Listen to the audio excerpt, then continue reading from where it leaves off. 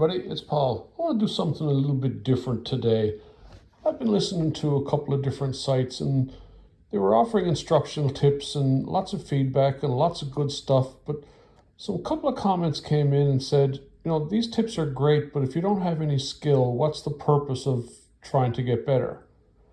And, it got me thinking a little bit of, how good could you get with a moderate amount of skill? Like, what is the best that you could get? Can you be a low handicap? And then I start thinking about, well, who do I know that I consider to have average to moderate skill, just pure skill, and how much and what's the best that they could get out of it? And I started thinking to myself, and I just thought, sure, that's me. I'm not blessed with an amazing amount of talent by any means. I've been as low as a 2 handicap when I was younger, like in my 30s. And I'm probably now about a 5 or a 6, and coming off a year that I was really sick and had a lot of injuries. I would expect to probably go to a 4 or a 5 this summer is where I should land. So, that puts you in about the top 5%. A 5 handicap puts you in about the top 5% of the world. So, I would consider that to be a good golfer. It's not a good golfer if you're basing it on competitive golf and what you see on TV and at the highest levels. It's very, very bad compared to that. A 5 handicap would get waxed. But for the normal golf that we play and your buddies and, out around playing with your friends, a 5 is a really good golfer. And I started thinking, yeah, that's me. I'm going to use myself as an example of how I got to a 5. And I don't consider myself to be a highly skilled golfer by any means. I think if you look at my swing, you would say, boy, that's pretty ugly. I don't think anybody sees any of my videos and thinks I'd love to have that form. I do get the ball to go to where I want most of the time. I have developed some really good techniques and skills, but they came through practice and they came through specific practice. So I want to talk about those a little bit, and I'd love to hear your comments, and I'd love to kind of, critique what I'm saying or offer some feedback on your own game. But once again, this is a really different type of thing for me. It's not giving advice to people. It's just kind of telling you a little bit about how I got to be how I got to be a low single-digit handicap when I started playing golf at around 26 years old. I didn't play as a kid. Normally, we know that those sports, that as you pick them up later in life, there's only so much progression that you can make. I feel I've gotten a good bit out of what I have. So here we go. What are some of the things that I did as somebody who had a limited amount of skill that got me to where I was going? Well, it didn't happen easy. I remember playing with a friend of mine up on Pippi Park 9. We both broke 50 for the first time on the same day, and we went on a bender. I mean, that was such a huge accomplishment to break 50. I mean, we thought we were ready for the tour at that point. And then, it kind of picked away and picked away and picked away. And as it got a little bit better, then the 40s fell away. And, I remember as clear as day, the first time I ever broke par. What a huge accomplishment. So let's go through the different aspects of the game and talk about them. So I'm going to start with my driver. I'm not a very good driver of the ball. I don't lose a lot of balls, but I'm not very long. I used to be long when I was younger. I'm now 60 years old. I've had a couple of bad injuries that don't affect me now, but they somehow changed the way that I swing while I was injured, and I kept those changes, and I never really got back to where I was free-flowing and long and fast. So I don't hit the ball far. I still can kind of get it out there a little bit every now and then, but, it's rare. I'd say I'm about an average driver of the ball, and I would place myself at probably, say, a 10 or 12 handicap for my driving. I have learned how to keep it in play. And I have learned when to hit it and when not to hit it, so that makes a big difference. And then we go through my irons. I hit my irons fairly well. I put a lot of work into hitting my irons, and I would say that as handicaps go, I would consider myself probably about a 5 handicap for my irons. I hit them disproportionately long compared to my driver. I hit them fairly solid, and I can shape the ball a little bit both ways. My wedges, my short game, I would consider myself to be close to scratch with my short game. And by that I mean that that's the dominant part of my game, and I would put my short game up against a scratch golfer's short game. I cannot compete with a scratch golfer in their length normally, because that's usually how you get the scratches. You got to have that extra length. But for the ability to chip and pitch and hit specific shots from 100 yards in, I'm very, very comfortable, and I'm very happy with where that game is. Putting. Putting is also very good for me. I would say that, if I had to make up a number, I'd say I'd probably about a 2 or a 3 handicap on putting. I've always been a good putter. I can control distance very good. I can read greens good. I can control pace, and I can control the club face most of the time. So my short game dominates the way that I play normally. Now, let's take a look at a couple of different things on taking the skills of an average golfer. How did I get the parts that are good? How did I get those good? Well, I loved practice. I loved going to driving range by myself and just taking 2 or 3 clubs, whether it's wedges or a 7-iron, and just hitting balls and trying different things. But the thing is with practice is that you have to practice specific things. And I practice specific things. I don't change from those. So if I go to the driving range and I'm trying to work on a flight of a wedge, or I'm trying to work on a crispness, or being able to check a wedge up, I will stay with that. I will stay with it and stay with it and stay with it until I get it. That's not a natural born skill. That's determination and knowing what it is I'm working on and working on that and not getting sidetracked. It's the same with my irons. When you realize how to determine a ball flight and how to read a ball flight and work it backwards so that you know exactly what happened to your swing to produce that ball flight, then you can work on the specific things that actually influence that ball flight. Now, without understanding that, it's more likely that you're just practicing different things, hoping that one of them is going to land. And that's completely different than going into something saying, I need to do this, and I'm going to work on it until I get this thing. I'm ignoring everything else. So knowing exactly what to practice and being determined that I'm going to conquer that has let me get into being a relatively good iron player and a very good wedge and putter. And that helps your score more than anyone can ever understand that doesn't play golf and doesn't play at a low level. I go out and I play with my buddies. They don't have the short game knowledge or the execution that came from thousands of hours of practice. And I'm not exaggerating. I'm talking thousands of hours. I've been teaching for 35 years. And every time during one of those lessons, I go to the range a little bit early and I practice myself before the student comes because I just love it. I've always loved practice. Sometimes I like practicing more than playing. So it's not an exaggeration to say that I probably have thousands of hours of chipping and putting in over my life. And I'm going to keep doing it because I really enjoy it. I love going to a green with just one wedge, a 58 or a 54 or a 56, and just executing different little shots, little skimmers, one hoppers, soft droppers, bouncers, runner-ups, just putting myself in position that when I play, I feel confident about what I'm doing. Was that a skill I had when I started?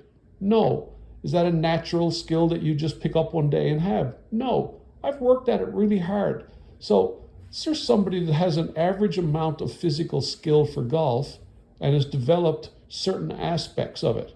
So, another aspect of things that are not a skill is that I learned how to make good decisions on a golf course. Now, that's not a skill that you're born with. It's a skill that you develop. It's a skill that has nothing to do with physical ability whatsoever. It's all a mind frame. It's understanding where you can bite off some, where you should back off, where you can try things, where you shouldn't try things. What has hurt you the most going in the past? What's hurt you the most in the past? avoiding those things, learning ways to navigate around. So an example would be is that I know my iron yardages to the yardage, and I know the carry distances of them. I know what they're going to be with a 3/4 swing. I know what they're going to be with a full length swing. Now, very, very, very few people. I've been playing a long time. I've been seeing a lot of golfers. I've been teaching a lot of golfers. Very few people know their actual averages. They think they do. They over-exaggerate, or they under-exaggerate, or they base it off of their best, but very, very few can hit numbers when they need to.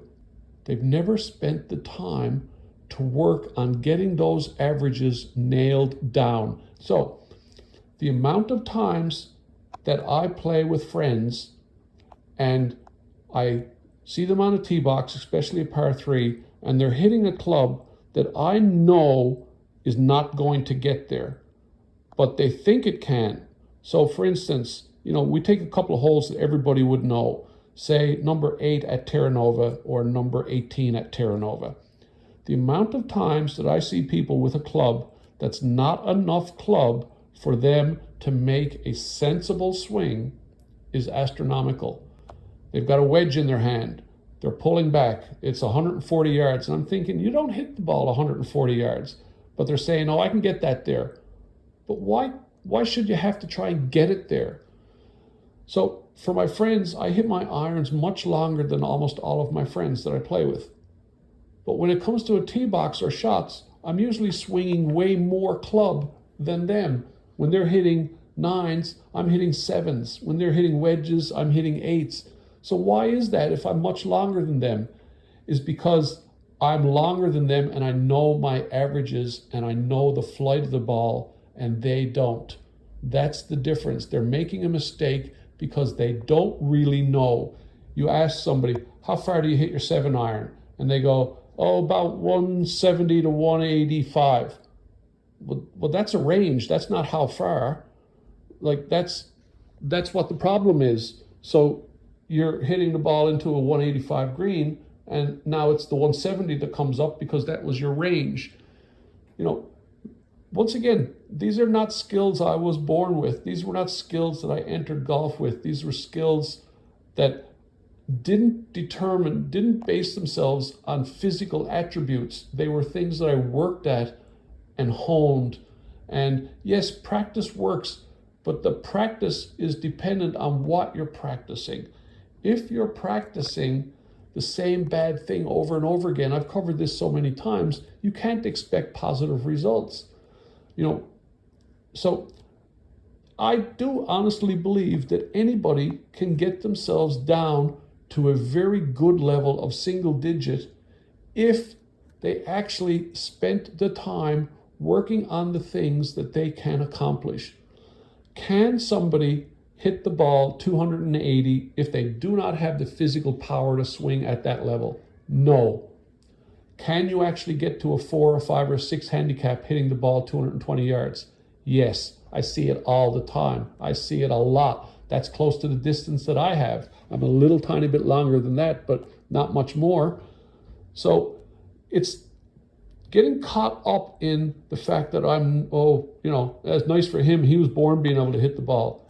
Nobody's born being able to hit the ball, just like nobody's born being able to shoot a puck. You have to be taught, you have to learn, you have to spend the time in on it.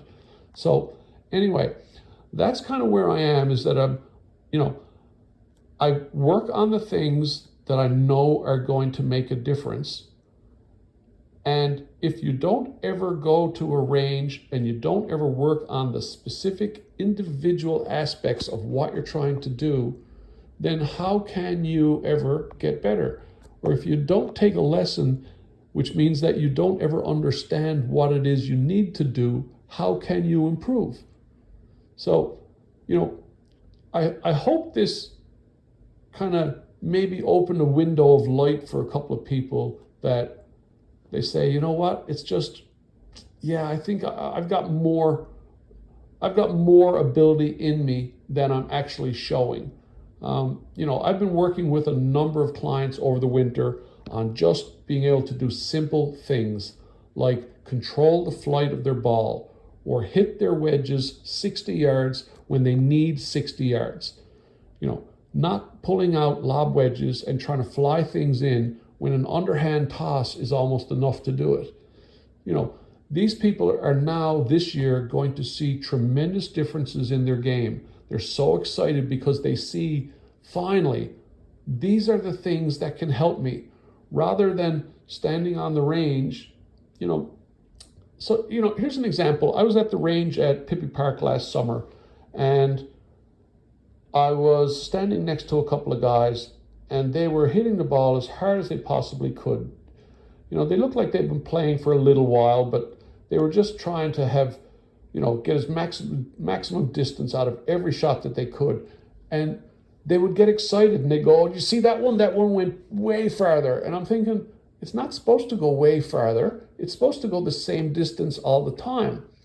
And I was just standing there and I was thinking to myself, they're so impressed with themselves when they get a shot that just launches out there, and all the other 15 that don't do anything, you know, those are shots that are going to surface in games.